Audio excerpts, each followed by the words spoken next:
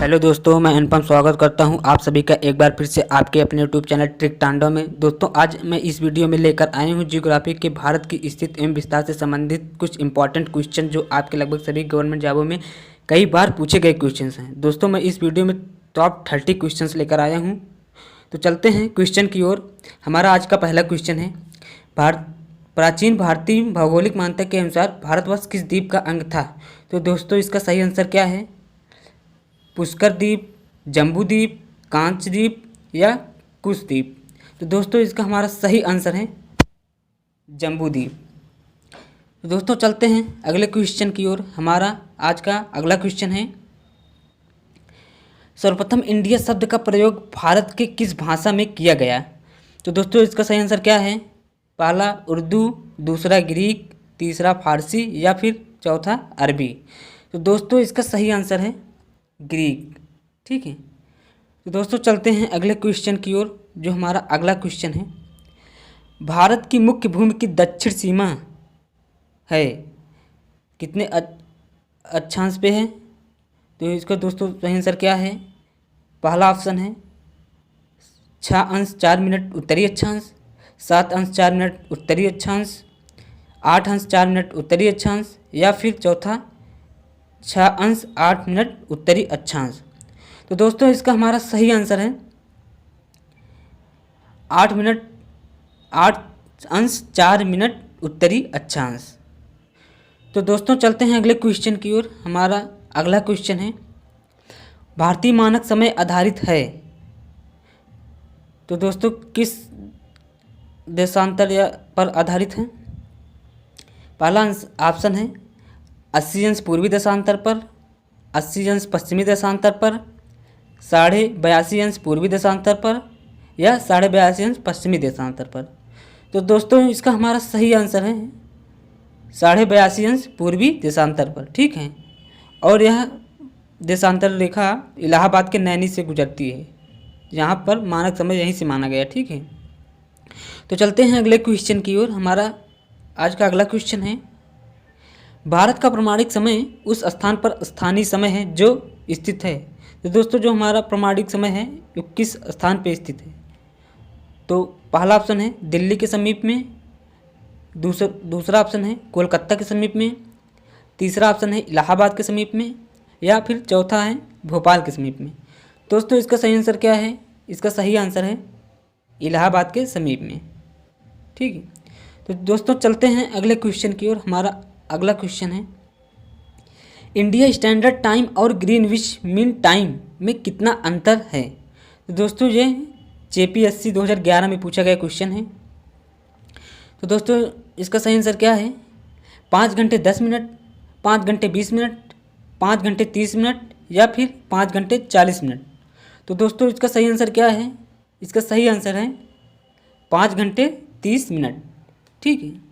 तो दोस्तों, चलते हैं अगले क्वेश्चन की ओर। हमारा आज का अगला क्वेश्चन है, भारत का ध्रुव दक्षिणी भाग की विषुवत रेखा से दूरी कितनी है? तो दोस्तों, इसका सही आंसर क्या है? 776 किमी, 867 किमी, 876 किमी या फिर 916 किमी? तो दोस्तों, इसका सही आंसर क्या है? इसका सही आंसर है 1876 किमी। ठीक है। तो दोस्तों, चलते हैं अगले क्वेश्चन की ओर। हमारा अगला क्वेश्चन है, भारत की स्तरीय सीमा की लंबाई कितनी है? तो दोस्तों, इसका सही आंसर क्या है? 6100 किलोमीटर या 7516.5 किलोमीटर या फिर 1200 किलोमीटर या फिर 15200 किलोमीटर? तो दोस्तों, इसका सही आंसर है 15200 किलोमीटर।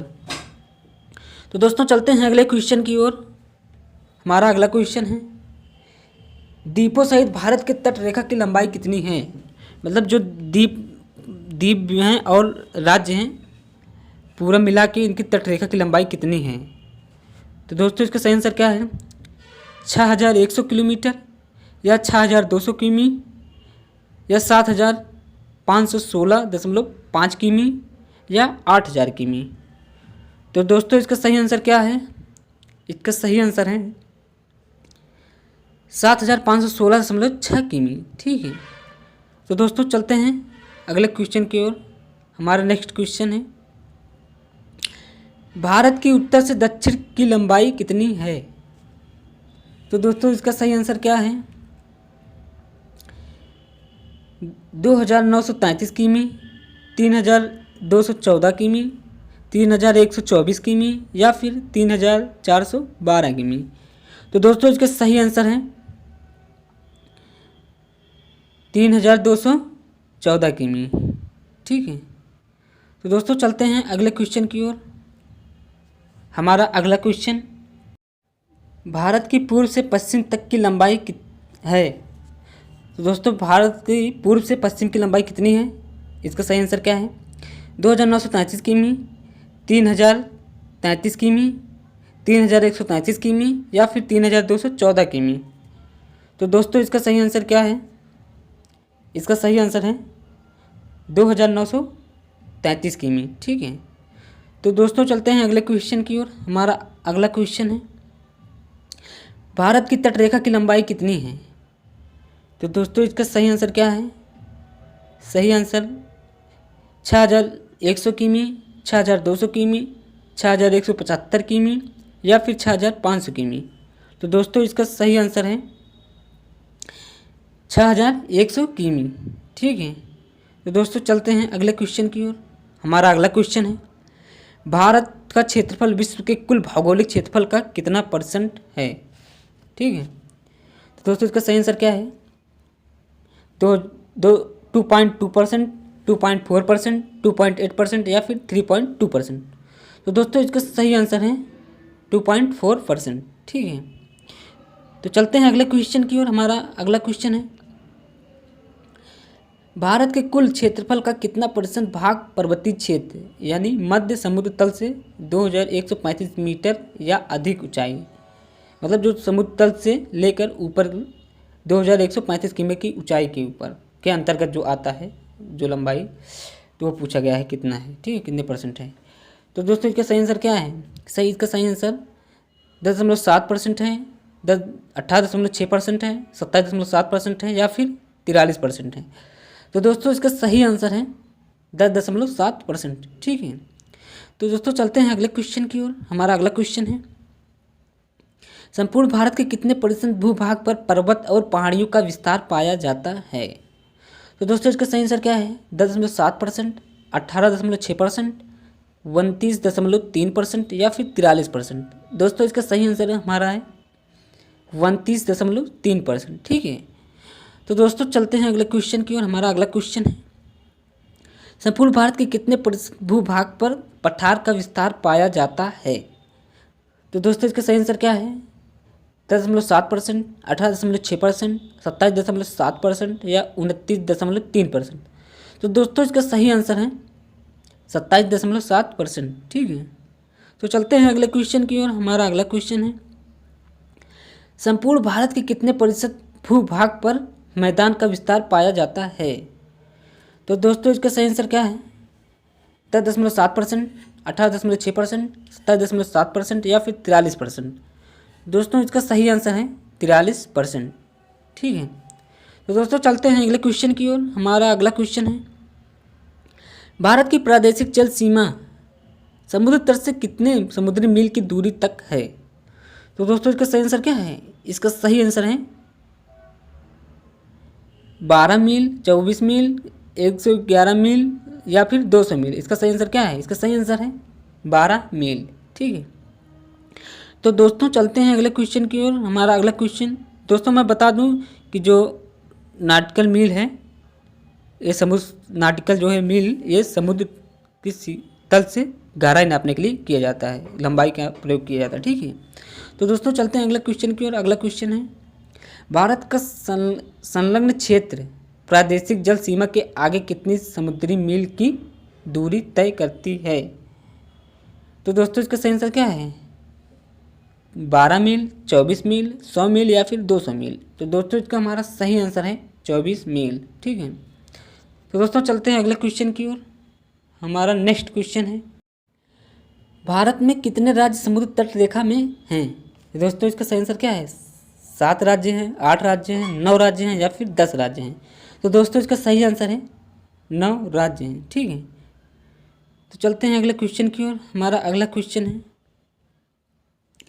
भारत में निम्नलिखित में से किस राज्य तट की रेखा सबसे लंबी है? तो दोस्तों इसका सही आंसर क्या है? महाराष्ट्र, केरल, गुजरात या फिर पश्चिम बंगाल? तो दोस्तों इसका सही आंसर है हमारा गुजरात। ठीक है, तो दोस्तों गुजरात की जो सीमा है 1214.7 किलोमीटर लंबी समुद्र तट रेखा से लगती है। ठीक है, तो दोस्तों चलते हैं अगले क्वेश्चन की ओर। हमारा अगला क्वेश्चन है, निम्नलिखित भारतीय राज्यों में से किससे होकर कर्क रेखा नहीं गुजरती है? तो दोस्तों इसमें नहीं गुजरती है कौन सी राज्य है? तो दोस्तों इसका सही आंसर क्या है? उत्तर प्रदेश, मध्य प्रदेश, गुजरात या फिर झारखंड? तो दोस्तों इसका सही आंसर है उत्तर प्रदेश। ठीक है, ये उत्तर प्रदेश से हमारा कर्क रेखा नहीं गुजरती है। ठीक है, और एक इनके 8 राज्यों से गुजरती है। कौन कौन से? गुजरात, राजस्थान, मध्य प्रदेश, छत्तीसगढ़, झारखंड, पश्चिम बंगाल, त्रिपुरा एवं मिजोरम से होकर ये कर्क रेखा हमारा गुजरती है। ठीक है, तो दोस्तों चलते हैं अगले क्वेश्चन की ओर। हमारा अगला क्वेश्चन, कौन सी अक्षांश रेखा भारत के मध्य से होकर गुजरती है? तो दोस्तों इसका सही आंसर क्या है? कर्क रेखा, मकर रेखा, विषुवत रेखा या फिर आर्कटिक रेखा? तो दोस्तों इसका सही आंसर है कर्क रेखा। ठीक है, ये भारत के मध्य से होकर गुजरती है। ठीक है, तो दोस्तों चलते हैं अगले क्वेश्चन की ओर। हमारा अगला क्वेश्चन है, कर्क रेखा भारत के कितने राज्य से होकर गुजरती है? तो दोस्तों इसका सही आंसर क्या है? 5 राज्यों से, 6 राज्यों से, 7 राज्यों से या फिर 8 राज्यों से? तो दोस्तों इसका सही आंसर है 8 राज्यों से। ठीक है, जो कर्क रेखा 8 राज्यों से गुजरती है, मैं इसके पहले क्वेश्चन में भी बता चुका हूँ। ठीक है, तो दोस्तों चलते हैं अगले क्वेश्चन की ओर। हमारा अगला क्वेश्चन है, निम्नलिखित में से किस राज्य से होकर कर्क रेखा नहीं गुजरती? ठीक है, अब इसमें भी पूछ लिया गया है कौन सी राज्य है जो कर्क रेखा जिस राज्य से नहीं गुजरती है। तो दोस्तों इसका सही आंसर क्या है? उड़ीसा, गुजरात, राजस्थान या पश्चिम बंगाल? तो दोस्तों इसका सही आंसर है उड़ीसा। हमारा कर्क रेखा जो है उड़ीसा से होकर नहीं जाती है। ठीक है, तो दोस्तों चलते हैं अगले क्वेश्चन की ओर। हमारा अगला क्वेश्चन है, भारत का वह राज्य जिससे होकर कर्क रेखा गुजरती है? अब इसमें आपसे पूछ लिया गया है गुजरती है किस राज्य से। ठीक है, तो जम्मू कश्मीर, हिमाचल प्रदेश, बिहार या फिर झारखंड? तो दोस्तों इसका सही आंसर है झारखंड। ठीक है, ये होकर कर्क रेखा झारखंड से होकर गुजरती है। तो दोस्तों चलते हैं अगले क्वेश्चन की ओर। हमारा अगला क्वेश्चन है, भारत की मुख्य भूमि का दक्षिणी नोक पॉइंट कौन सा है? दोस्तों इंदिरा पॉइंट है या कैलीमेयर पॉइंट है या इंदिरा कॉल है या नारीमन कॉल है? ठीक है, तो दोस्तों इसका सही आंसर है हमारा इंदिरा पॉइंट। ठीक है, जो दक्षिणतम बिंदु है वो इंदिरा पॉइंट है, और ये जो है, और सबसे उत्तरतम बिंदु कौन सा है दोस्तों? इंदिरा कॉल है। ठीक है, ये आप याद रखिएगा। तो चलते हैं अगले क्वेश्चन की ओर। हमारा अगला क्वेश्चन है, भारत के दक्षिण में सबसे दूरस्थ स्थल कौन है? दोस्तों इसका सही आंसर क्या है? Cape Comorin, point Calimere, point Indira point या फिर पोर्ट ब्लेयर? तो दोस्तों इसका सही आंसर है इंदिरा पॉइंट। मैं अगले क्वेश्चन में भी बता चुका हूँ जो है। ठीक है, इंदिरा पॉइंट जो निकोबार द्वीप समूह में स्थित है। ठीक है, यह निकोबार द्वीप समूह में स्थित है। चलते हैं अगले क्वेश्चन की ओर। हमारा अगला क्वेश्चन तथा लास्ट क्वेश्चन है, इंदिरा पॉइंट का अन्य नाम क्या है? तो दोस्तों इसमें बताना है कि इंदिरा पॉइंट का अन्य नाम और किस नाम से जानते हैं। तो इसका सही आंसर क्या है? पार्सन पॉइंट, ला हीचिंग पॉइंट या मेगेलियन पॉइंट या फिर इनमें से सभी? तो दोस्तों ये जो आप देख रहे हैं ऑप्शन, इनमें से सभी इंदिरा पॉइंट का नाम है। ठीक है, और यह सबसे दक्षिणतम बिंदु भी है, और इस ग्राम का नाम जो है इंदिरा पॉइंट भारत की मूलभूत प्रधानमंत्री महिला श्रीमती इंदिरा के नाम पर भी पड़ा। ठीक है, तो दोस्तों ये जो है इंदिरा पॉइंट का नाम पार्सन पॉइंट, ला हीचिंग पॉइंट या मैगेलियन पॉइंट के नाम से भी हम जानते हैं। ठीक है, तो दोस्तों बस आज का वीडियो बस यहीं तक। अगर आपको ये वीडियो अच्छा लगा हो, सारे क्वेश्चन समझ में आ गए हैं और आप इस वीडियो को लाइक, सब्सक्राइब एंड शेयर करना बिल्कुल ना भूलें। तो बस आज की वीडियो में यहीं तक। और ये दोस्तों हमारा ये वीडियो पार्ट 1 है, और अगले तो मिलते हैं अगले नेक्स्ट वीडियो में। तब तक के लिए जय हिंद।